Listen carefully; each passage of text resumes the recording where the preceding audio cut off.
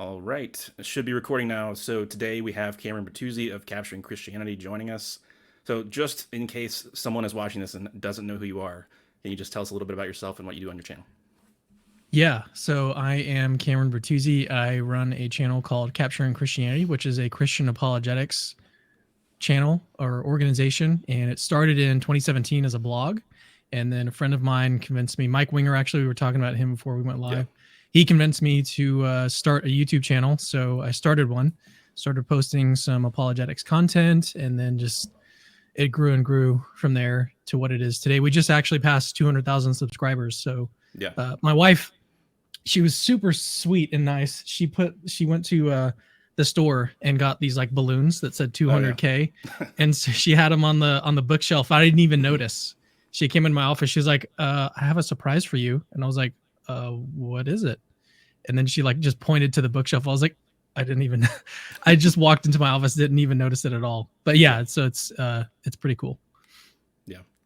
Yeah. It seems like that's just starting out with a blog and then moving on. It seems like that's happened on both sides. I think Apologia started out with a blog, if I remember correctly. Oh, really? I didn't know that. I mean, I'm not at that level yet, but I started out with a blog and someone else, I had enough interaction and I was like, why don't I just try YouTube?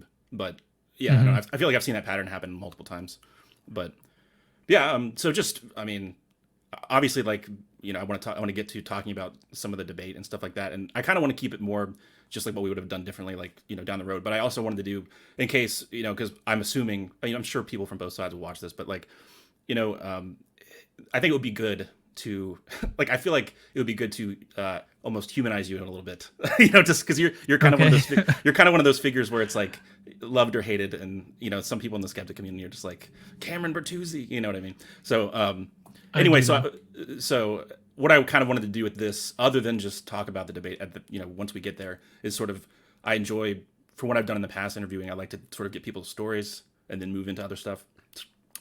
So like it'll be interesting because I think there's some similarities, I guess, in some aspects between our stories. But what was your religious background and upbringing like? Like how were you raised? Yeah, well, it was a Christian family, and it was a very charismatic like denomination that we were in. So the church services, I remember going to one, this like new church when I was about, I don't know, 15 or 16. And I started like seeing people do like really weird things, like falling out in the spirit and getting preyed on, and speaking in tongues, and people getting like quote unquote drunk in the spirit. And it was a very strange experience for me.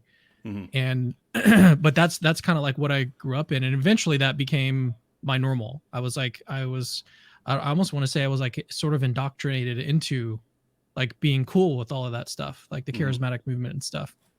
But it wasn't until my brother became an atheist where I started to really think about my faith and like, what am I doing? Why am I doing any of this? Does any of this actually make sense? Is there any evidence for the truth of Christianity? And so at that point, it took a few months, but I did eventually discover apologetics and philosophy, and then philosophy, religion. And so the deeper that I got into it, just my personal background, I discovered that there's all this evidence and arguments for the truth of Christianity that it was like surprising to me. Yeah. I was not expecting to like go into this, because the sort of, I'm trying to think of the right term, the inclination or like the thought, the assumption that I had going into this was that atheists are the ones with all of the arguments. They're the ones with all of the evidence. And they're the ones that are reasonable. Yeah. Yeah. That was just my perception of like, of atheists, having no real interactions with atheists, no real like information on like what atheism was, or that was just my perception, I suppose. And so, but then as I started to look into things, I was like, oh wait, there's a whole lot of arguments for the truth of, well, theism. That there's all sorts of arguments for the existence of God, which I think you want to get into later. But then on Christianity as well, like I was looking into that, and I was like, this is actually a pretty decent argument when I was looking into it and reading literature on it back in the day. And so I was like, I don't know, I feel like Christianity does have there's definitely something intellectually here. And then I also thought, it's a shame that there's so many Christians who just aren't familiar with like the really good work that Christian academics are doing. Mhm. So I wasn't really ever impressed by like even someone like John Lennox. Like he's a mathematician, Mhm. I think in Oxford, and but he's more like a C.S. Lewis kind of like poetic style. Like I was just never impressed by those guys. I'm more impressed by people who are, well, really philosophers, I suppose, is the people who, like, when I read their material, analytic philosophers, and I see how they actually like reason through things. There's even atheists that I really appreciate in the philosophical tradition that are in the analytic tradition and do the same thing. So I'm kind of rambling, but that's a bit of my story and background upbringing. It was charismatic, and then I eventually got into philosophy and apologetics through this event with my brother now over a decade ago. Yeah, that's interesting because I mean, I was raised in sort of pop evangelicalism, and we had kind of jumped around, and we did end up going to like a Vineyard Church, which is, you know, one of the more charismatic branches. And it was funny because this, you know, no one was really, I don't think anyone was like falling out because they tried to save the more charismatic stuff for like the small groups and stuff. Like it's almost like the service is sort of, I mean, it was, they still had people like prophecy like come up to the front and like do stuff like that. And they still had like, they prayed over people and they were like waving their hand behind their head and stuff like that. You know, like, I don't know what this does, but apparently it did something. But they didn't like, but there wasn't anyone like falling over, like falling down and then like laying on the ground for hours. No, it wasn't like that. But it was funny though, because my parents, when they started going to like the more adult small groups, and then they started like praying in tongues, you know, privately, and my parents were like, nope. this is a cult. I don't think they really said it's a cult, but like they were like, yeah, let's this is weird. So it is. I really do think it is. Depending on like your background, you're going to perceive it differently. But yeah. I guess I didn't have my parents to like influence me in that way. They were like, this is great. This is what we all need to be doing. Yeah. I mean, just as a side tangent too, like it was a little bit opposite to, well, my parents weren't really like into like apologetics or anything either. It was kind of, I think, because I grew up sort of reading Craig and Turek and all these people. I mean, Turek's not, he's a PhD, but he's not like a philosopher. I wouldn't consider him. But so I was reading those people, I think as young as like 13 or 14. So, I mean, it wasn't as like shocking to me because I basically like, I don't know, our trajectory, it was weird because like, I don't want to get into it because my brother deconverted as well. And that kind of, I don't want to like go out of order, but, so other than, so your brother deconverted, how old, is he older or younger? I can't remember. He's younger. He's like 2.5 years younger. Okay. Like how old were you guys like when that happened? Like around. So yeah, I think we were early 20s. So I don't remember the exact age, but it was early 20s. Okay. So it was that. Yeah, I think I was like maybe 24, 25, 26. Okay. And he was like 23, maybe something around there. Okay, so you guys were further along. So like, yeah. And you basically already answered the next question I was going to ask, which was like, what effect did that have on you? But I'm assuming it made, basically, because you talked about some of this elsewhere, but it made you like, why do I believe this? And also, I need to save my brother because he's walking away. I'm sure. Yeah. At least at the time. Yeah. Yeah. It made me really start to think about my own faith journey. Part of that was actually like I when I heard about it, I was like, this is not really that big of a deal. Part of that is because I went to Bible school right out of high school. This like random Bible college that was not even like a real thing, but that was more of a cult, if I can say that. But so I went to this Bible college and I had some doubts while I was there. So I don't know where it came from. Someone was like talking about Jesus one day up on the stage. And I was just thinking, I struggle with anxiety. So like, I suppose I can say that it was maybe some sort of anxiety type reasoning that was happening as well. I was like, did Jesus even exist? That was a thought that popped in my head. And I had a lot of anxiety about that for a few days.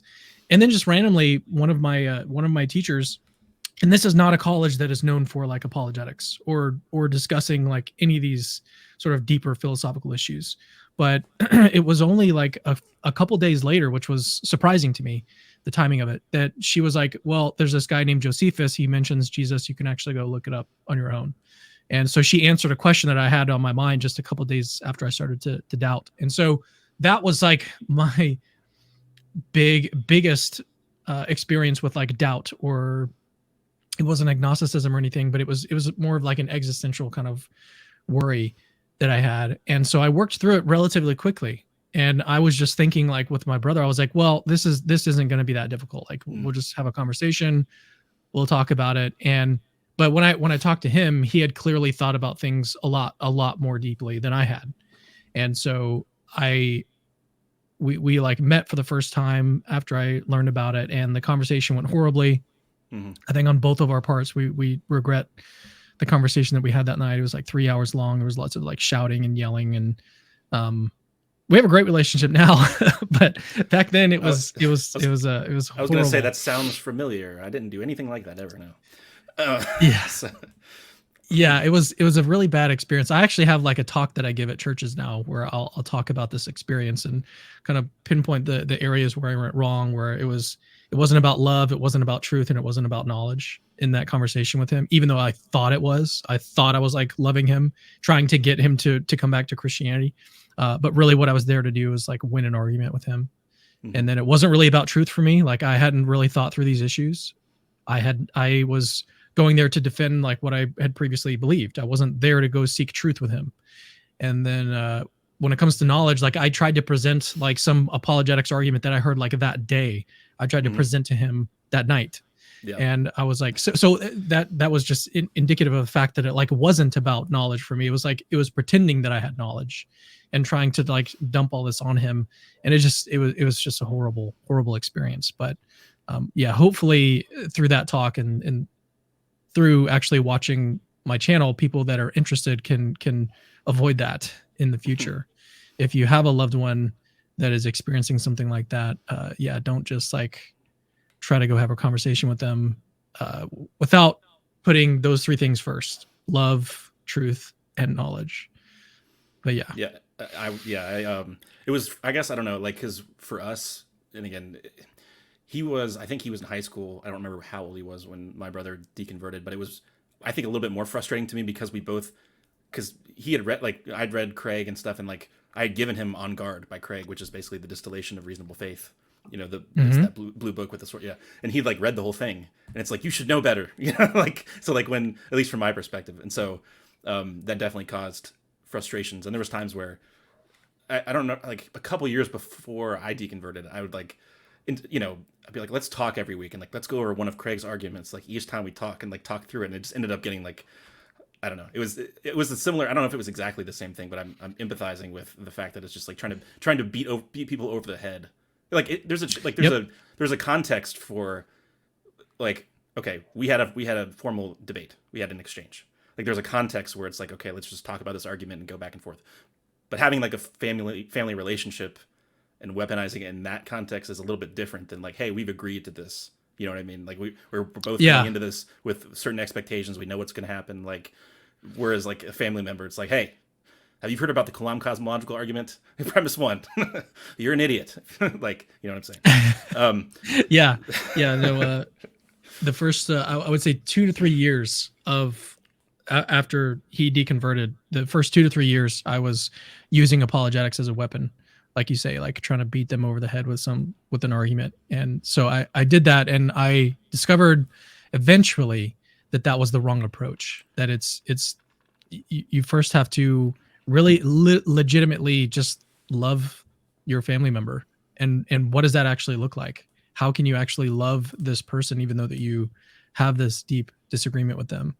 And so I had to sort of relearn how to have like a good not a good conversation, but a good relationship with him.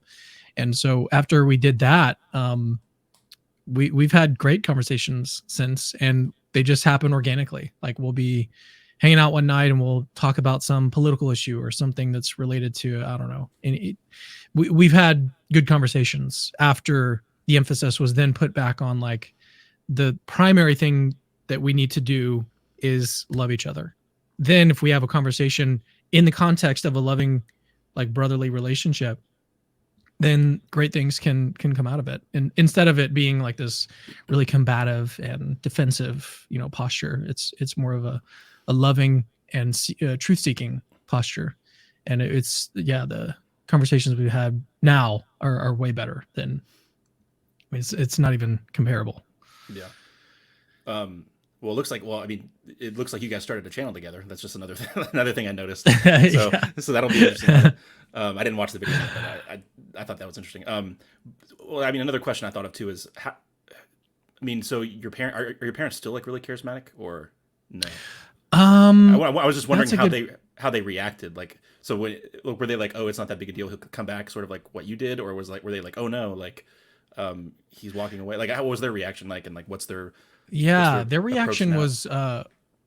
their reaction was better than mine, I would say. They were just like, okay, it's no big deal. Like, so what? You'll come back. But they didn't do that in a way that was like condescending at all. It wasn't like, okay, you'll be dumb for a little while and then you'll come back and be smart. It wasn't like that. It was more like giving him space to do what he needs to do and then decide where he's going to end up. Like that was the sort of reaction that I sensed from them. And I think he got the same. I would have to ask him, but I feel like he had that same impression. So their reaction to it was surprisingly decent. Like it was a pretty good reaction. Yeah. Well, it was interesting because like my parents now, I think would, I don't know, technically, I think because I think they're both agnostic now. So like our family just completely.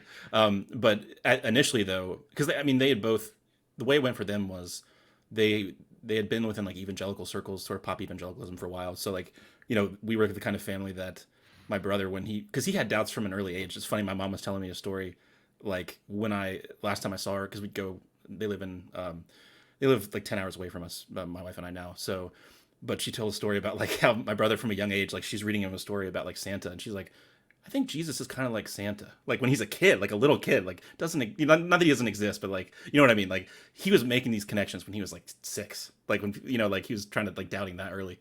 But it was sad though, because, and this is one of the reasons that I like, I guess from a personal like experience that makes me tick though, is, you know, there was a time I remember we sort of, I think he was probably like 11 or 12, where he's like, I don't know if I believe in God.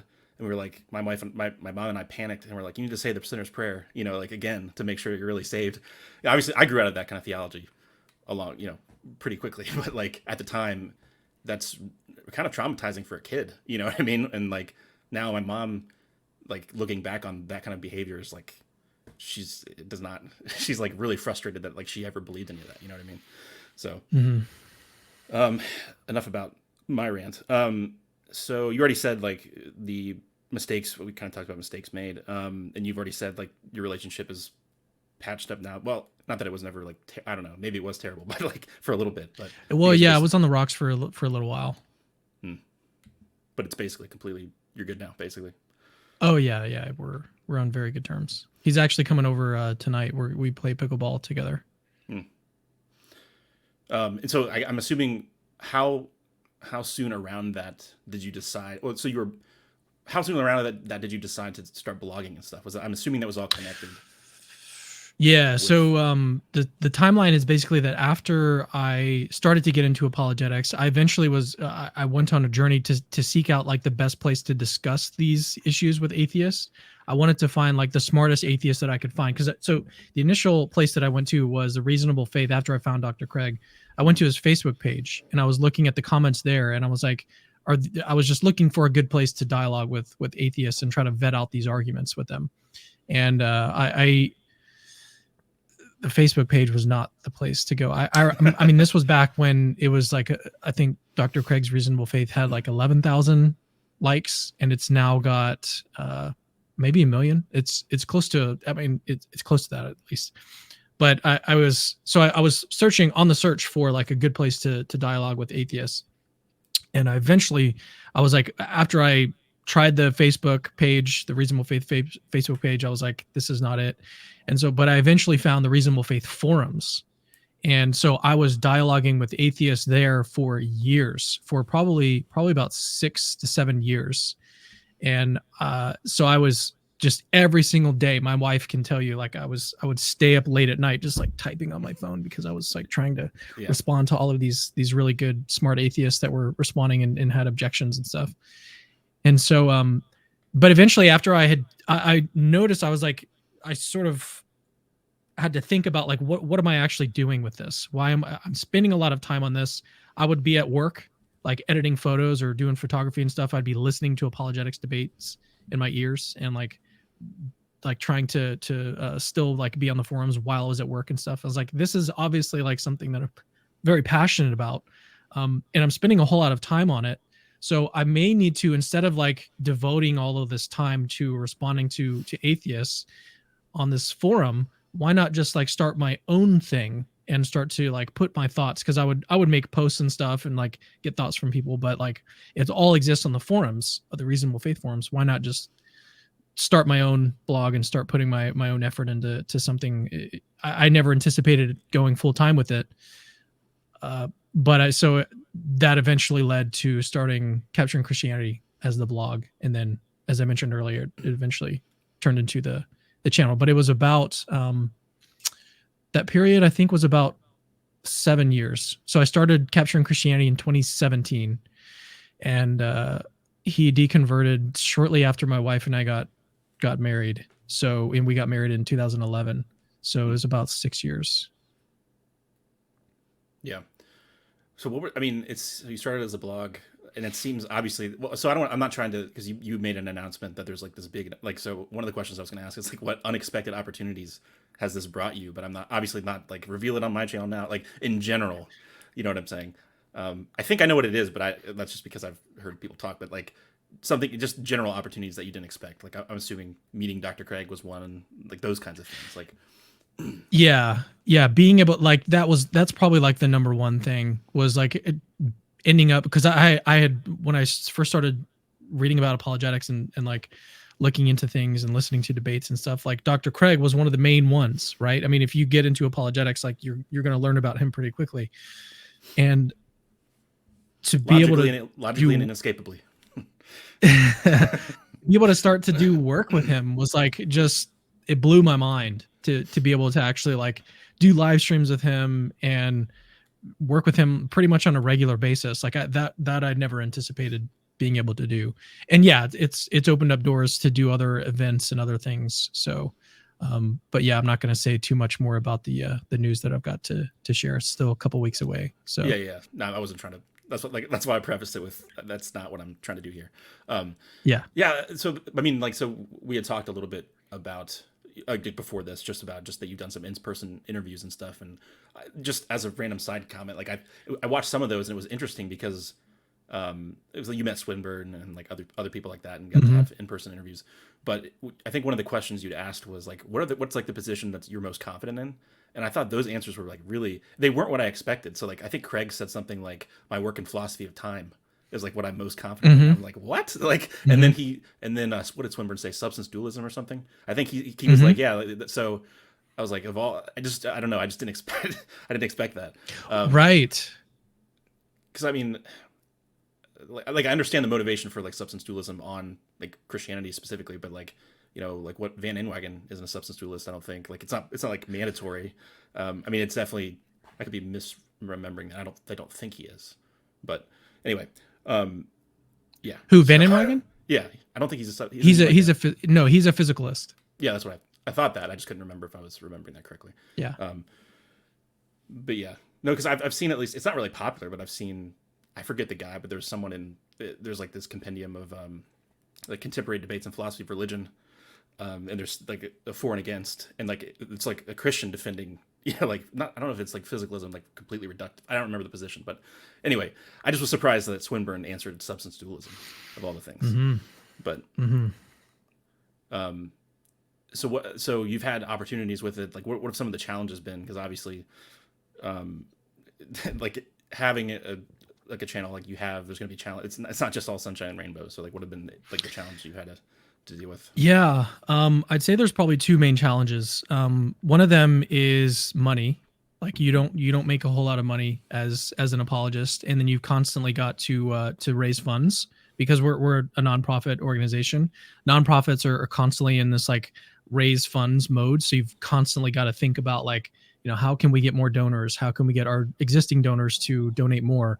And that's not something that I had originally thought of, like, this is something that I want to do. I never really considered myself like good at fundraising or enjoyed fundraising. But it's like a necessary thing that you've got to think about all the time. And so that's been really challenging. And then you get people complain about like you have to raise funds in order to do this, and then people complain when you do it. And so it's like that just adds to the the suckiness of it, of the necessity of raising funds, and then people call you a grifter, and you've got to like deal with that kind of thing. So that kind of actually segues into to the number 2 thing, is that the criticisms, like eventually if you get enough criticism, like it's going to eat at you. So I would say that's probably like another thing that's been challenging. So trying to put the criticisms in a positive light is something that I try to do on a daily basis. Like if it's a good criticism, it should help you grow, and you should be open to it. You should be, this is an opportunity for you to fix some mistake that you've made. And so if it's a good criticism, that's actually a positive thing. And then if it's like a bad criticism, like it doesn't apply to you, then that shouldn't bother you because it doesn't apply to you. So that's the way that I try to view like criticism and stuff. But eventually, like I'm a human. I'm susceptible just like anyone else is to like, nasty comments and seeing people accuse me of all sorts of things and stuff. And so that part of it is not enjoyable. But yeah, I suppose those are the 2 that I would say are challenging. Yeah, I mean, especially if you don't like do it. Like if you're just not the kind of person that likes to fundraise, because like you just I just, well, dude, I know people that are just so brilliant at it. Like they're just so good at it. It just comes so natural. Being able to do like even ad reads, like for, because we don't make a whole lot of money, you've got to eventually look into like doing ads for people and stuff. And then just like figuring out the right things to say for that is challenging for me because I don't think about that. Like what I like to think about are the arguments. I like to think about the philosophy. I don't really try to get in the psych. You've almost got to be like a psychologist and try to figure out like how can I really get people to respond to this product so that they're happy, so that I can get paid, so I can get more advertising, so I can get more money. Like money has never been a motivating factor for me. Like I don't care how much money I make. Like as long as I can feed my family, like I don't care how much money I make. And it just so maybe if I cared more about making money. Well, I mean, it's like you're in a situation where, I mean, I kind of understand, like you're in a situation where you're trying to, in order, like, because you've already gone full time into it, you basically like you're stuck in that mode and you can't really do anything. Like I'm like, and it's not like Christians are the only people. Like I mean, like I know there's some atheist YouTubers that are like I'm never going to monetize, that ended up monetizing, and I won't name any names, but like it's not like it's only Christians that are like, like how many Bart Ehrman classes have I heard? Like of all the atheist YouTubers, like it's not like they don't do it either, but yeah, it is.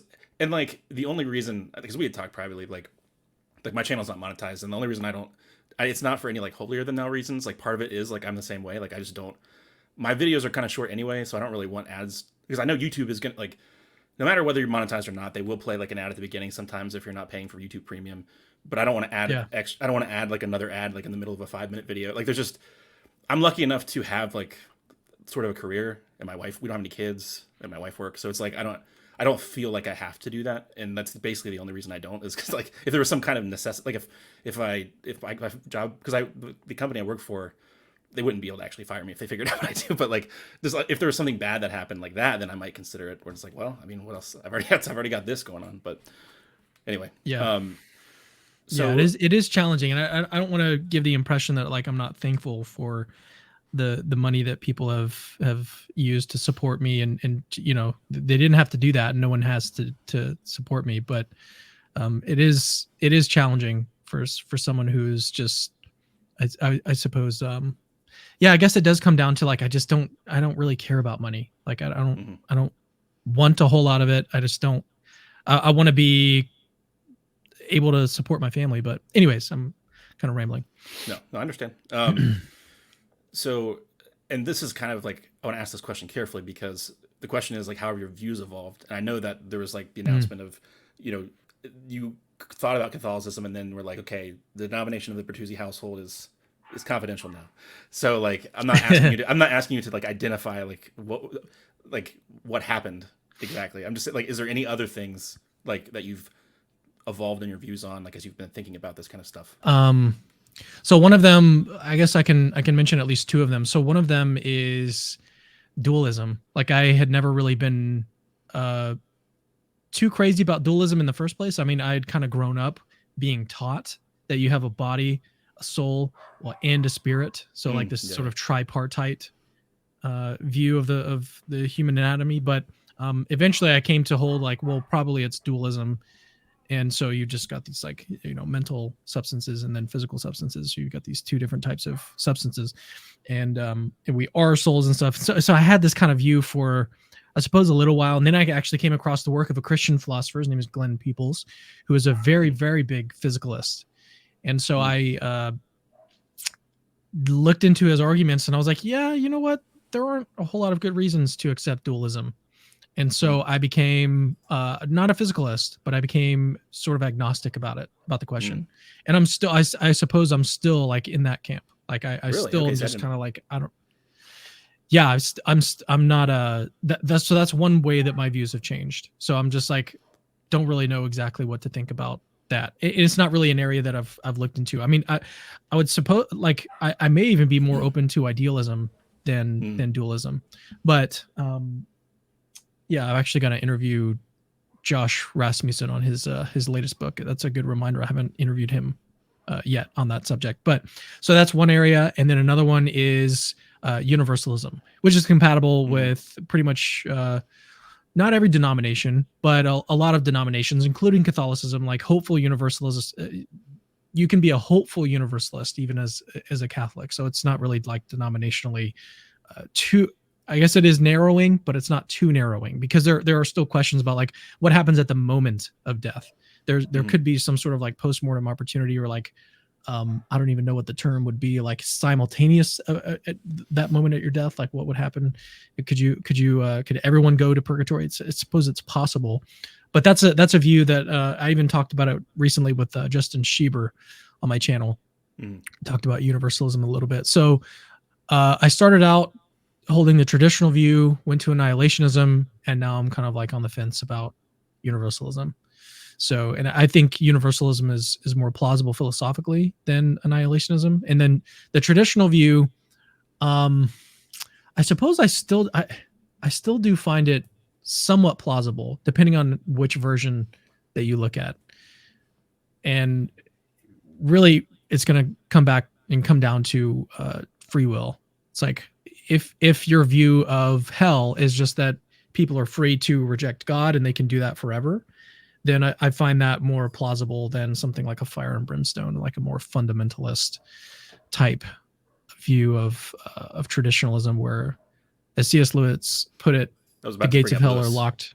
Yeah, the gates of hell are locked from the inside. Like that's a more plausible view to me, that it's more like people's own free will is the thing that's sort of keeping them or set them down that path. So those are, I suppose, two ways in which my views have changed. I was going to mention one more, but yeah. So like with respect to the arguments for theism, there was a time where I thought they were super strong. There was a time where I thought they were super weak. And so now I think I'm kind of in the middle. Like I don't think that they're completely weak, but I don't think they're like overwhelmingly good. I think that there's enough to where the probability of theism is more probable than atheism, but I'm not at the point where I think that like the Kalam alone is going to get you to like a 99% probability that God exists. I think it's way more modest than that. And there's good rejoinders, there's good responses to it.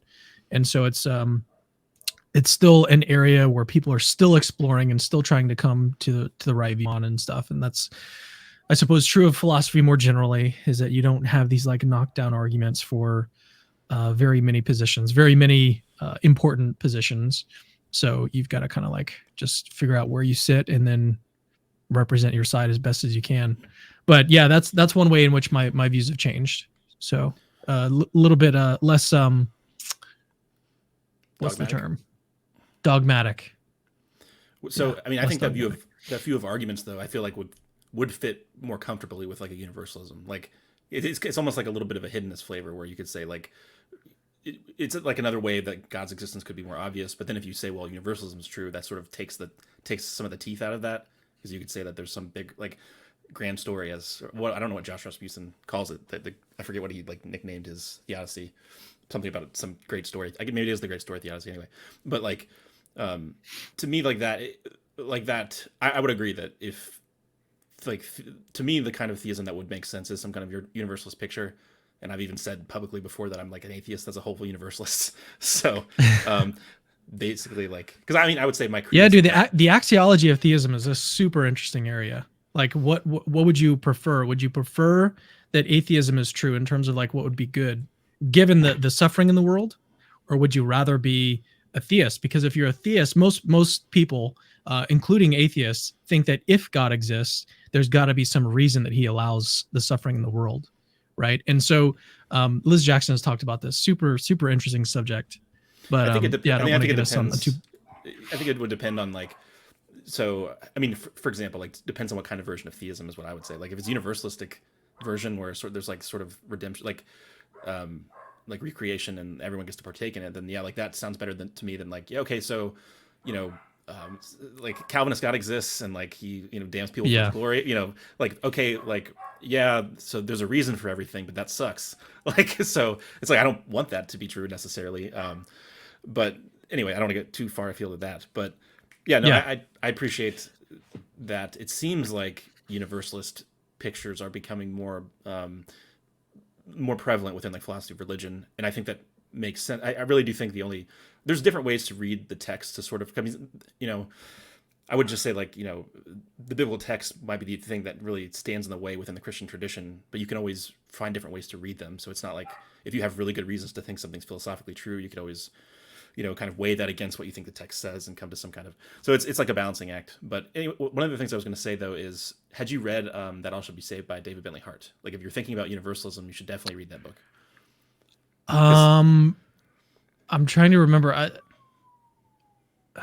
No, I don't think I've read that one. Because he deals with, I mean, he talks about like the C.S. Lewis sort of version of hell and like why he doesn't accept it. Mm-hmm. So like if you're like thinking through that, and David Bentley Hart's just fun to read. He's just, to me, I feel like the more opinionated people, even if you just disagree, like Michael Huemer is another person. It's like super opinionated about everything, but it's just more entertaining to read their stuff that way. Because even if you disagree with them, it's just like, okay, this is fun to read.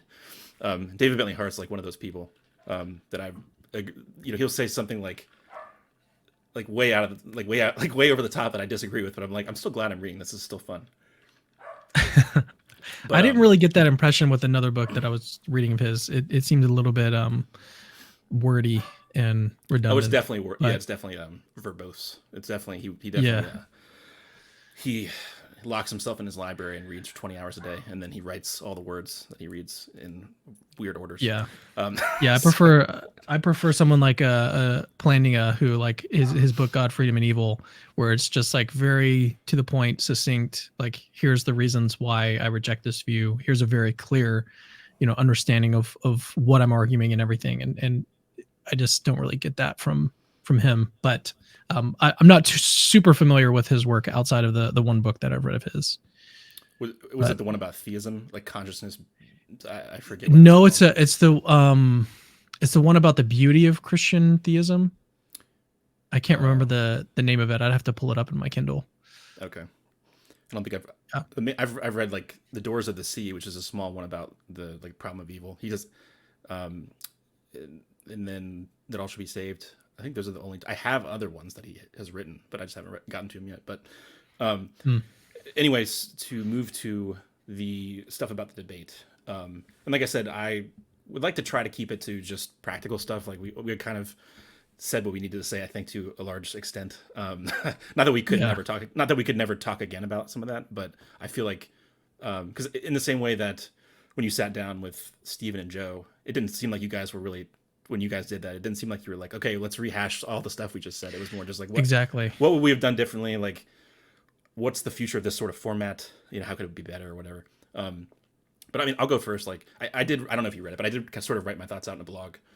But is it just one post? Because I did read that. If it was just one, yeah, just one post. Yeah. Okay. Yeah. I mean, it's the same kind of thing I was going to say. Is like I would say if I could do it again, I would definitely take out the word necessarily. and it's not really mainly because I don't think you can defend the argument that way. It's just like when we first started, and I saw your first response, I was like, because the reason I chose to structure my opening the way I did was it was like paying homage to Schellenberg. Like it was more like a big hat tip. That's why I quoted him a lot. That's why I like kept the formulation of his argument. And so after I saw how you responded, I was like, maybe I should just ask him if I can like take that word out so we don't go in circles about this. But then I didn't really, I mean, we're not like best friends or anything, but we know each other now more than we did then. So I was like, that's not fair. I already picked it. So we're just gonna go with it. So I sort of knew we were probably gonna go around in circles. So you're admitting defeat. No, not admitting defeat. I'm admitting that I'm admitting something practical where it's like it just and actually I do want to say I really don't think like, and maybe you have, I don't know if this is your impression. I feel like it was like, I don't think there was like I don't think either of us like killed the other person. Like I feel like people could be rational depending on how they evaluated it and like come out saying one person won and saying the other. I don't think it was like so definitive. Maybe you have a different opinion, but like I didn't think it was like so crazy that like someone couldn't disagree about who won. Just depends on what they were looking for, I think. But Yeah. My view on that is I do think there was a clear winner. But yeah, I mean, I thought because I came at it, going back to your question about like what would you do different. I think because what I attempted to do was provide undercutting defeaters, right, for the premises, and then sort of undercut the support that you gave for the premises and show that like actually this doesn't do the work that it needs to do. This doesn't support this. Here's another undercutting defeater. Here's another reason to think that the support that he gave in defense of this premise doesn't really do enough. And so I think some of the feedback that you gave me, some of the feedback that Emerson Green gave me was you could be more persuasive. So it would almost be like a more sort of a rhetorical point would be to provide like rebutting defeaters. I just didn't, when I read your opening statement, I didn't get the sense that that was necessary. And it's still like philosophically, it's not necessary to provide rebutting defeaters as opposed to undercutting defeaters when you're analyzing whether or not someone has, successfully defended some argument or proven that it's this argument is sound or whatever. So, but if I were to change something, I'd probably go premise 4, go back and offer some reasons to think that soul building, that God would use soul building, or that theodicy is the case. And so in a previous debate I did on the problem of evil, I used actual soul building in conjunction with skeptical theism and showed that the atheist is in the position of they've got to rule out both of these. Even if I can't hold both, they've got to rule out both. And so that is maybe another strategy that I could have used. But again, I just didn't really see the need to.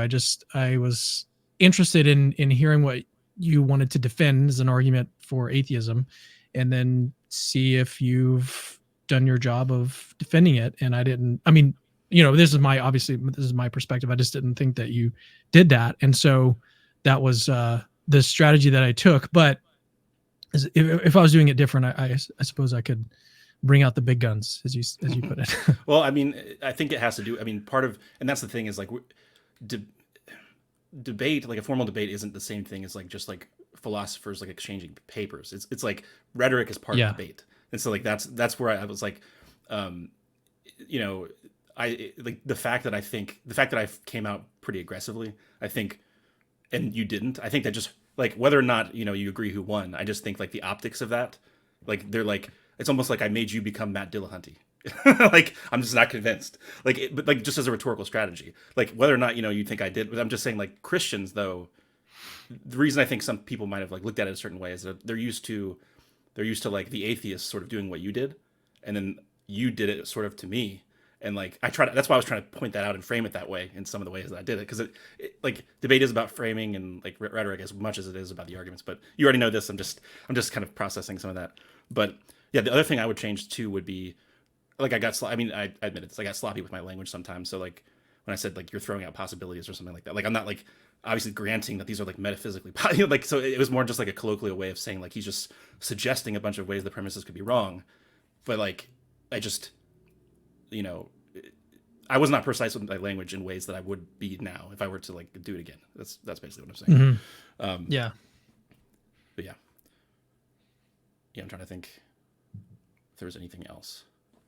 No, and the only reason I say too is because I mean, I was pleasantly like, I feel like it seems like most debates, like the side thinks their side won pretty much. Like it's like a lot of the philosophical atheists that I've talked to think I did well, and I'm sure a lot of the people you talk to think you do well. So it's like, I just whatever, like let the people decide at that point. But yeah, trying to think, was there anything else on your end with that before we continue?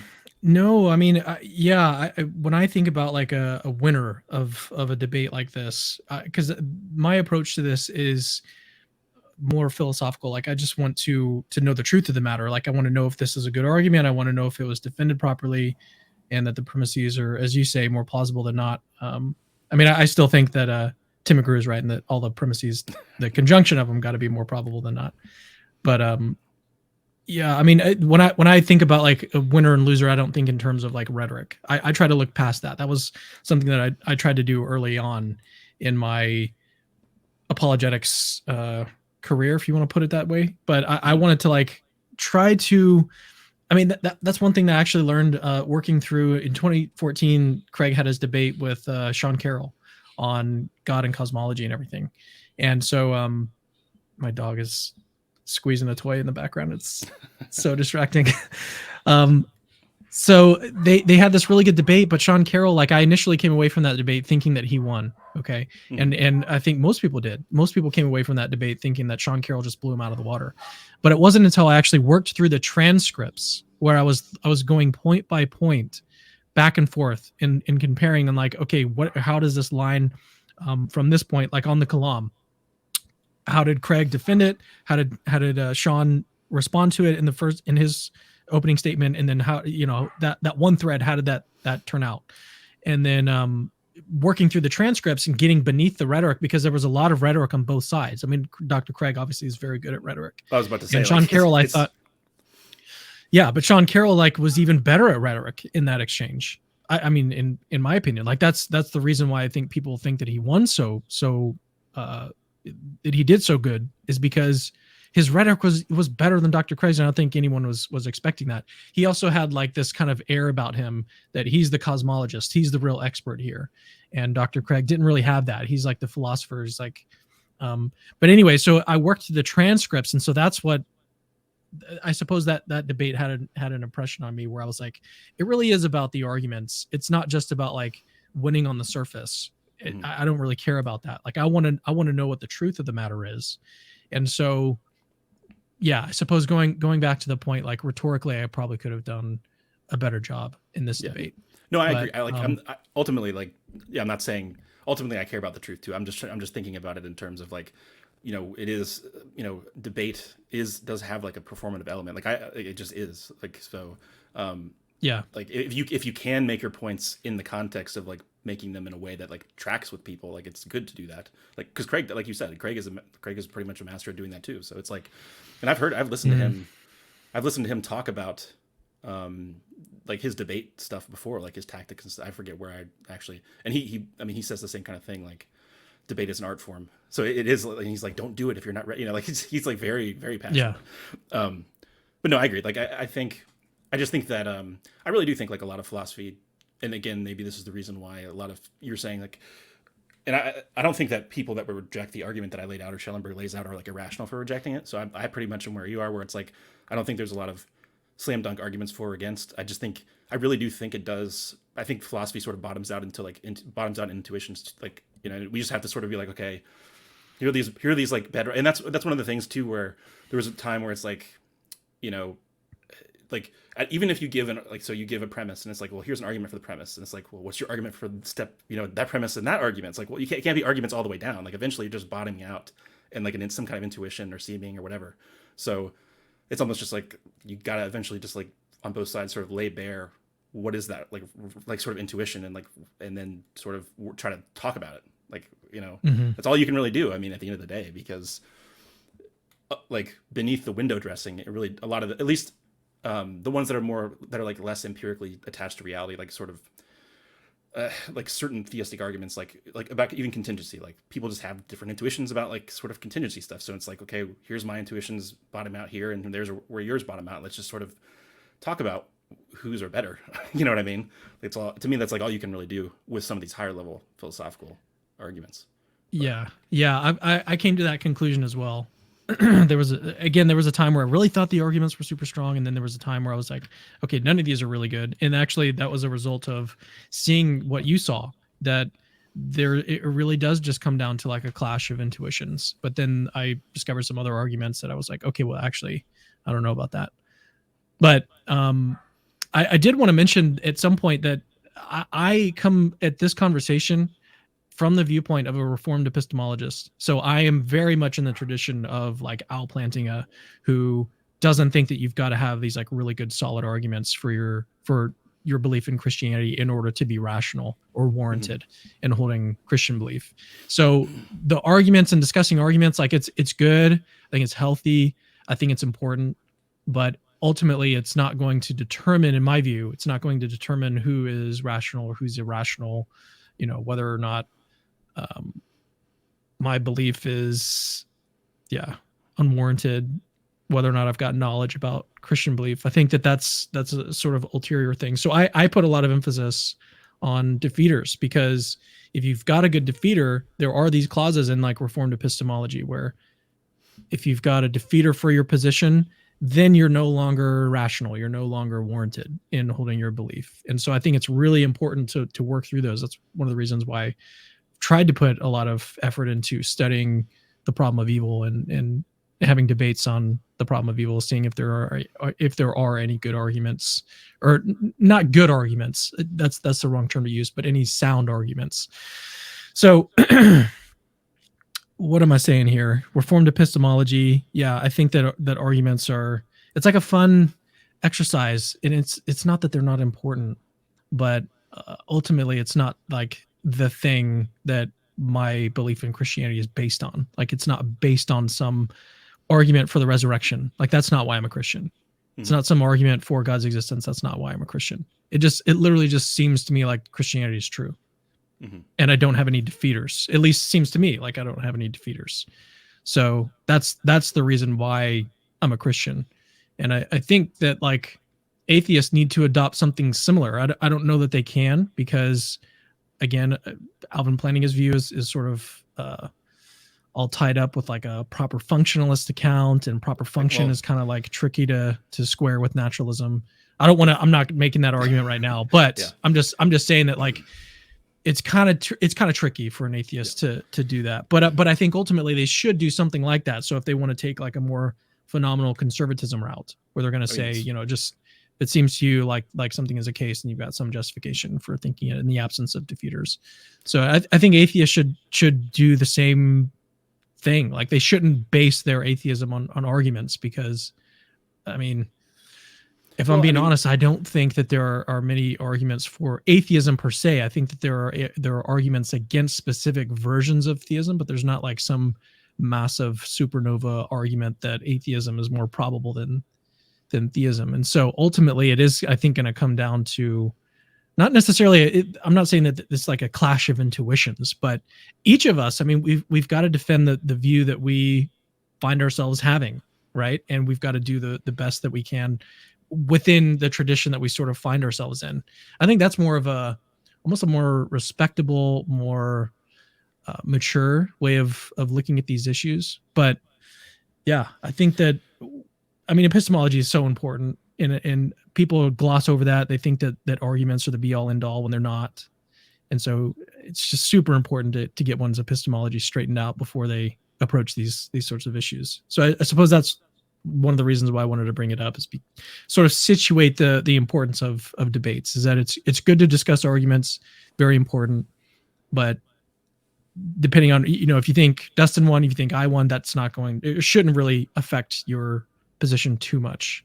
Maybe you've got some defeater, maybe you don't, but anyways, rant's over. Yeah. I wanted to say a couple things about, I mean, I basically do hold I do hold to phenomenal conservatism, though. I basically think that denying it is almost self-defeating. Like, I'm one of those guys, basically. But by the way, internalism is true.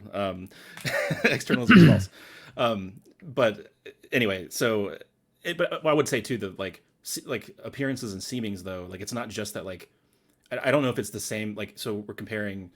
We don't have to get into a huge argument. I just want to kind of like before I forget because you said like a couple minutes worth of stuff, so I just want to like push back a little bit on one thing. Yeah, so, like, yeah. So yeah, like so you could have a seeming that like you observe some kind of like horrible evil and it's like seems gratuitous. Like yeah, you could do that, but it's like to me like seemings and appearances within like phenomenal conservatism work to like support arguments. Like it's not just like like there's like these seemings that atheism is true over here, and then there's like these arguments. It's that like within premises of the argument, you might have like intellectual seemings or appearances about the truth or falsehood of certain kinds of things. So it's not just like where I feel like reformed epistemology is like you're telling a story about God giving you certain faculty to detect God and like see the beauties of the gospel and blah blah blah. So like it's more of like a direct seeming that you're like connected to this reality. Like if it's true, then you could have knowledge or whatever. Whereas like phenomenal conservatism, I feel like it's more broad. I could be like misrepresenting this, but it's like it's not just like it just seems like atheism is true to me, so I'm an atheist. It's more like it sort of looks like there's gratuitous evil, like that, so that's a seeming or appearance that I have. Like some of the intuitions in support of certain arguments, like hiddenness or arguments from horrors that are like mapped out. I have certain like they seem plausible to me. so it's not just I don't know if I'm making any sense, but I feel like it could relate like phenomenal conservatism can still be sort of married to thinking about arguments because you're still sort of using. I feel like ultimately everyone sort of operates that way, whether they know it or not. You know what I mean? But yeah. Well, here's a question for you. So you said that you've got this seeming about gratuitous evil, but how much does that actually support your belief in atheism? And like, what is the connection there?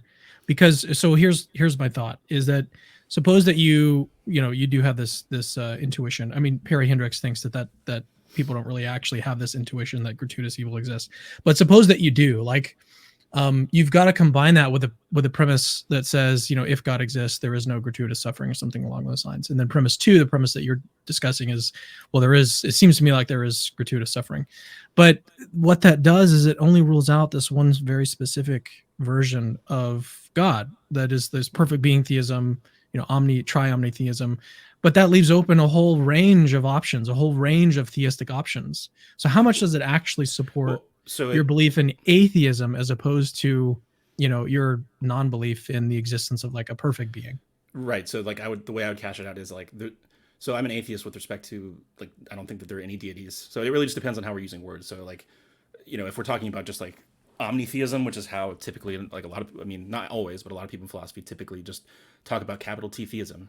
So like my reasons for rejecting capital T theism are going to be more specific than my reasons for like, so why I would reject like deities in general, like however conceived would just be more like kind of more of an oppie style. Like I just don't need those things to explain anything. Like it seems like I can explain everything without appealing to, those kinds of things. And it seems simpler. Okay. Well, yeah, no, I was responding to the thing that you said supported your belief that the reason why, because we were talking about epistemology, you mentioned phenomenal conservatism, and then you're like, it's not just that atheism seems to me like this, it's also that, and you mentioned gratuitous suffering, like it seems to me like there is gratuitous suffering. And then I was just kind of pointing out that specific thing, I don't really see how that supports your belief in atheism. But if you've got something else that you do think supports, well, I mean, I would say belief in atheism, the best thing is a cumulative case on both sides to me. Like, I mean, if you like, I don't think there's if you're defining God as a certain way, and then like obviously like, so for example, no deductive argument for atheism is going to rule out every God concept. I mean, I don't think that it needs to. It's like, so, and that's where it's like, so here's a really popular God concept that tons of people believe in. Like, I don't think it's like I think it's a win to rule that out. Like, okay, either it's kind of like there's an example for, and that's one of the reasons people are like, arguments don't do anything, because it's like, oh, you can just revise, like you could just revise your concept of God to get out of the argument. It's like, okay, I'm just he's not all powerful. Okay, bye. Like, so like, yeah, you could do that, but it's like, I think it was Randall Rouser that gave an example of like an analogy for like a car. Well, I'm not saying that like I don't think that God is likely or anything like that. I just don't want to give that impression. I'm just right. saying, I'm talking about like the things that you said in support of your epistemology, and saying that there are these other things that just support your belief in atheism. Yeah, I mean, I'd say it's like a combination of things. Anyway, before I lose that last thought, it's like, I think there's value in making people revise their beliefs regardless either way, because he used an illustration of like a car, and it's like it breaks down. Okay, you repair it. If it keeps breaking down over and over, you're just gonna get a new car. So it's like, so if you look at the car as like a worldview, and it's like you could use arguments or Bayesian, approaches to like arguing and different things, and it's like, yeah, like people could just be like, yeah, I just reject this premise because I'm just going to modify my beliefs this way to get out of it. And it's like, when you do that enough times, people will start to be like, why do I believe this? I've had to modify this so many times. So like, anyway, all that to say, I don't think there's anything arguments that make, that you could easily get out of by just modifying your beliefs. I still think it's good to take like a set of, propositions that a ton of people believe and just show like they're inconsistent. And it's like, either you need to like revise your beliefs to get out of it, or maybe you should question that maybe you should get a new car. Like, you know what I mean? So like, that's just one way of looking at it. But I don't want to, hold on. So we're at an hour now. Are you? We are kind of out of time. Maybe we could do like one more question. Sure. Let me see. Well, just a statement. I could beat you at Super Smash. I'm just kidding. Super Smash Brothers. I grew up playing it. I haven't played in years, so that was just a joke. Oh gosh, have you played Ultimate? I haven't played it in years because it's only been out 5 years, something like that, 4 or 5 years. I have I have the handheld Wii, so I probably played it on that, or not. Oh, okay. The handheld Switch. But so no, I played in high school. I played with friends that went to tournaments and stuff. So I got my ass kicked enough times to like live for a while, basically. And yeah. I would for sure beat you though. I mean, we can do this online and show the world if we need to. No. Yeah, but I mean, I think we could probably wrap it up there. But I do want to say that, you usually do the interviewing. Oh, how the turntables. See if you get that reference. Office reference. Anyway. Yep. But yeah, no, I appreciate you coming on, being the inaugural guest on this new channel that I don't even know what the name is going to be yet. I'm going to post this and figure it out on the fly probably later tonight. But no, thanks for coming on. I appreciate it. Have fun. I'm going to end the recording, but we can talk for like a second afterwards. But thanks for coming on. Okay, cool.